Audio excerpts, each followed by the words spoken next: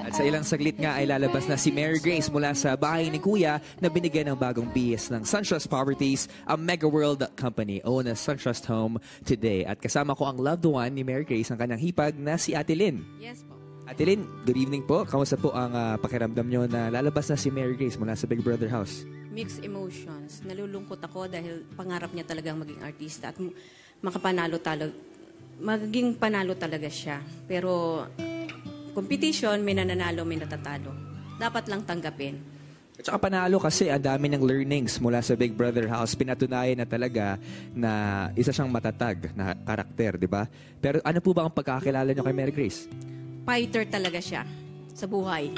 Well, handa na tayong ma-meet ang fighter na yan. Mga kapamilya, please welcome our latest evictee, Mary Grace! Mary Grace, welcome back. Kasama natin si Ate Lynn dito. Ayan.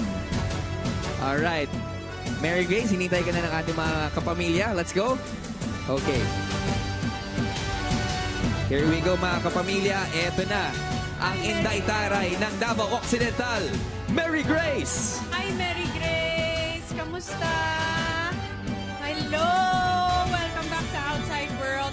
Pero syempre, sa maikling panahon na nakasama mo ang ating mga housemates, diretsong tanong kaagad kami para sa'yo. Sino sa tingin mo sa kanila ang hindi nagpapakatotoo sa loob ng bahay? At bakit?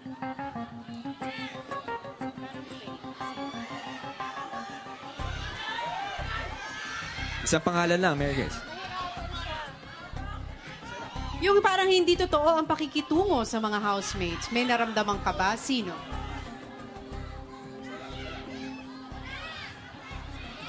Feel ko minsan si Lou. Bakit? Minsan kasi feel ko lang yun na minsan hindi talaga siya nagpapakatos kung anong feelings niya. Opinion nyo. At saka nahirapan siyang sagutin. Oo. Yes, at yun naman ay pakiramdam lamang niya, no? Pero syempre, nirespeto natin siya. Dahil bilang siya ang housemate na nakasama nila sa loob ng bahay. Di ba, B? Yes, at habang hinihintay natin ang pangalan ng susunod na evictee, sa puntong ito, balikan muna natin ang Capstar Hunt. Pero ano nga bang twist ang ibibigay ni Alex sa mga Star Dreamers? Ang lahat ng yan sa pagbabalik ng Pinoy Big Brother 8!